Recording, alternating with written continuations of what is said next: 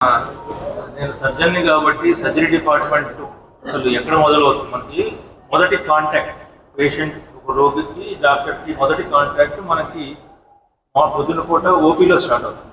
మన ఓపీలు 9 గంటలకే మొదలవుతాయి.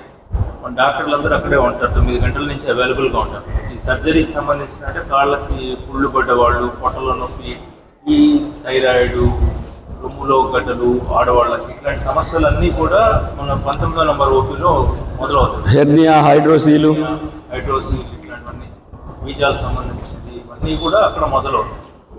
సో అక్కడ కూడా ఏంటంటే మనం ఇందాక నుంచి సార్ చెప్పినట్టు మనం కాస్త ఓపిక పట్టాలి. ఎందుకంటే ఎక్కువ మంది ప్రజలు వస్తున్నారు గవర్నమెంట్ హాస్పిటల్, అందరికీ చూస్తాం, ఎవరిని చూడకుండా పంపించేది ఏముండదు. కాకపోతే మనం ఓపికగా, నేను అయితే ఇప్పుడు దాదాపుగా 2005 నుంచి ఈ హాస్పిటల్లో నేను పనిచేస్తున్నాను. 20 ఏళ్ళు అయిపోయింది. 20 ఏళ్ళ నుంచి నా అనుభవం నేను అబ్జర్వ్ చేసింది ఏంటంటే, గమనించింది, ఎవరైతే కాస్త ఓపికగా ఉంటారో వాళ్ళన్నీ చక్కగా చేయించుకుని వెళ్ళిపోతారు.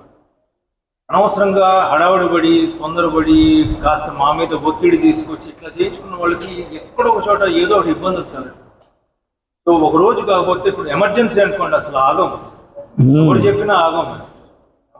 ఎమర్జెన్సీ ఎన్ని అడ్డంకులు ఉన్నా మేము దాన్ని ఎక్కడో ఒకటి అధిగమించి దాన్ని దాటుకొని ట్రీట్మెంట్ ఇస్తాం.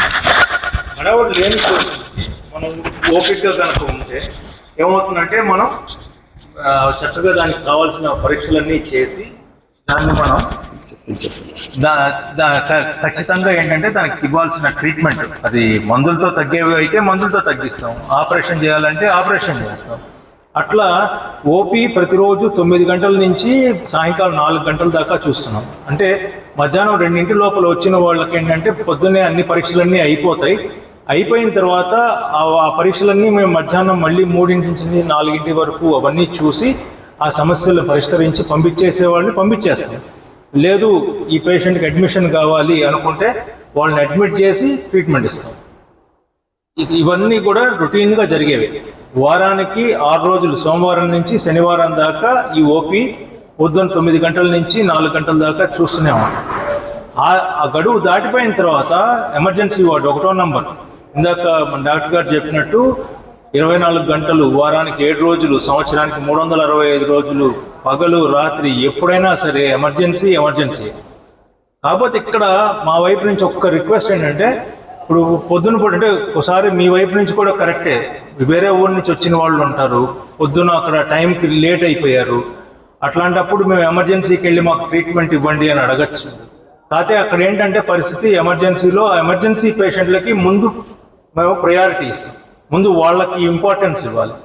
ఒక్కొక్కసారి ఏంటంటే అక్కడ యాక్సిడెంట్ కేసులు, ప్రాణాపాయ పరిస్థితిలో ఉన్న వాళ్ళు ఎక్కువ మంది ఉన్నారనుకోండి, వాళ్ళని కాదని మీ పాయింట్ నుంచి మీరు కరెక్టే, మీరు వేరే ఊరి నుంచి వచ్చారు, మళ్ళీ అంత దూరం వెళ్ళాలి, ముందు మమ్మల్ని చూడండి అని అడగడంలో మీరు కరెక్టే. కానీ అక్కడ పరిస్థితి, అక్కడ ఏమవుతుందంటే మనస్పర్ధలు వస్తాయి, అభిప్రాయ భేదాలు వస్తాయి. డాక్టర్ గారు నన్ను చూడట్లేదు, పట్టించుకోవట్లేదు. ఎందుకు చూడట్లేదు? ఎందుకంటే ఇదే పరిస్థితి. సో అక్కడ కూడా ఏంటంటే మనం ఇది అర్థం చేసుకోవాలి. వీలైనంత వరకు మేము ఏం చేస్తామంటే, అట్లాంటి పరిస్థితులు ఏమైనా వస్తే కొంచెం ఈ హడావిడి తగ్గిన తర్వాత వాళ్ళని కూడా చూస్తాం. కాకపోతే ఏంటంటే ఈ గ్యాప్లో గొడవలు జరగడానికి అవకాశాలు ఉన్నాయన్నమాట. సో కొంచెం మీరు కూడా ఏంటంటే వీలైనంత వరకు అర్జెంట్ కాని కేసులు ఎమర్జెన్సీ వాటికి వెళ్ళొద్దు, ఓపీకి రండి. లేదు నొప్పి ఎక్కువగా ఉంది, లేకపోతే ఏదో బాధపడుతున్నాం, ఎమర్జెన్సీ వాడికి ఎప్పుడైనా చూస్తాం. ఇది ఒకటి. రెండోది, ఈ సర్జరీలో ఏంటంటే మనం పెద్ద ఆపరేషన్లు చేస్తాం. ఎంతో పెద్ద ఆపరేషన్లు, బయట ఎంతో ఖర్చు అయ్యే ఆపరేషన్లు ఇక్కడ అన్ని ఉచితంగా చేస్తున్నాం. కాకపోతే ఇక్కడ ఒకటే ప్రాబ్లం ఏంటంటే, జనాల్ని కంట్రోల్ చేయలేకపోతున్నాం. ఆపరేషన్ చేసిన తర్వాత రోగి దగ్గరికి ఎవరు వెళ్ళకూడదు, మేమే తక్కువ మంది వెళతాం. అటువంటిది ఒక్కొక్క పేషెంట్ దగ్గర 4 వేసి 5, 6 లేకపోతే ఇంతమంది అటెండెన్స్, వాళ్ళని చూడటానికి వచ్చిన వాళ్ళు కావచ్చు. ఏమవుతుందంటే మీరు బయటంతా తిరిగి వస్తారు, దాంతోపాటు ఆ ఇన్ఫెక్షన్లన్నీ తీసుకొచ్చి పేషెంట్కి, ఆ పక్క పేషెంట్కి అందరికీ అంటుతాయి. ఇంకొకటి నేను అబ్జర్వ్ చేసింది ఏంటంటే, చిన్న పిల్లల్ని, అంటే అగైన్ ఇక్కడ ఏంటంటే మీకు తప్పని పరిస్థితుల్లో ఇంటి దగ్గర చూసుకునే వాళ్ళు లేక మీ పిల్లల్ని మీరు తీసుకొస్తున్నారు. సో ఆ పిల్లల్ని మనం ఎప్పుడైతే ఈ ఆపరేషన్లు చేసిన వార్డుకి లేకపోతే అట్లాంటి చోటుకి తీసుకెళ్తామో, ఐసీయూలోకి తీసుకెళ్తాము. ఐసీయూ అంటే అసలు చాలా సీరియస్ కేసులు ఉంటాయి, చాలా ఇన్ఫెక్షన్లు ఉంటాయి. అట్లాంటి పరిస్థితుల్లో పసిపిల్లల్ని మనం అక్కడ తీసుకెళ్తే వాళ్ళకి మనకున్నంత రోగనిరోధక శక్తి ఉండదు పసిపిల్లలకి, పెద్దవాళ్ళకి. సో ఏమవుతుంది, ఆటోమేటిక్గా వాళ్ళకి లేనిపోని జబ్బులు వస్తాయి. అందుకే మేము మన నర్సులు వీళ్ళందరూ, సెక్యూరిటీ వాళ్ళు వీళ్ళందరూ కూడా పదే పదే చెప్తారు పిల్లల్ని తీసుకురావద్దు అని. బట్ దాన్ని మేము కంట్రోల్ చేయలేకపోతున్నాం. ఎందుకంటే ఒకళ్ళో ఇద్దరు అయితే మనం చెప్తాం, ఒకసారి అయితే చెప్పచ్చు. ప్రతిరోజు ఇదే పని అంటే మిగతా పనులు ఆపుకొని చేయలేం కదా, పేషెంట్కి వైద్యం ఉంది. కాబట్టి మా వైపు నుంచి విన్నపం ఏంటంటే వీలైనంత తక్కువ మంది అటెండెంట్స్, ఒక పేషెంట్తో పాటు ఒకళ్ళో ఇద్దరు అంతే తప్పితే అందరూ ఎక్కువ మంది వచ్చేసారనుకోండి, మనం వాళ్ళందరినీ కూడా వాళ్ళ వల్ల ఇంకా నష్టమే జరుగుతుంది కానీ మంచి జరగదు. ఇప్పుడు పాత రోజుల్లో అనుకోండి, గవర్నమెంట్ పెద్ద హాస్పిటల్కి వెళ్ళాడు పేషెంట్ అంటే చివరి స్టేజ్లో వెళ్ళేవాళ్ళు, ఇంకా చివరి చూపు అనుకొని వెళ్ళేవాళ్ళు. ఇప్పుడు ఏముందండి, మంచి వైద్యం ఉంది, చక్కగా ఆపరేషన్ చేయించుకొని ఇంటికి వచ్చేస్తారు. ఇంటికి వెళ్ళిన తర్వాత చూడండి పేషెంట్ని, అంతే కదా. పాత రోజుల్లోకి ఇప్పటికి అదే తేడా.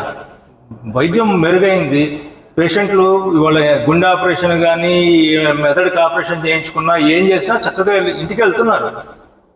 కొంతమంది చివరి స్టేజ్లో వచ్చిన వాళ్ళు తప్పించి మిగతా వాళ్ళందరూ హ్యాపీగా ఇంటికి వెళ్తున్నారు. ఇంటికి వచ్చిన తర్వాత పలకరించండి వాళ్ళని, ఇక్కడికి వచ్చి చూసి పరామర్శించాల్సిన అవసరం అంటే అప్పటి నుంచి అది ఆనవాయితీగా అయిపోయింది. దానివల్ల ఏమవుతుందంటే ఇక్కడ రోగులకి లేనిపోని ఇన్ఫెక్షన్లు, ఈ ప్రాంతం అంతా కూడా ఒక జనారణ్యంలాగా అయిపోతుంది. ఈ డాక్టర్లు పేషెంట్లు ఉండాలి ఇక్కడ, ఇక మిగతా వాళ్ళు ఎక్కువ అయిపోతారు ఒక్కోసారి మనకి. ఇప్పుడు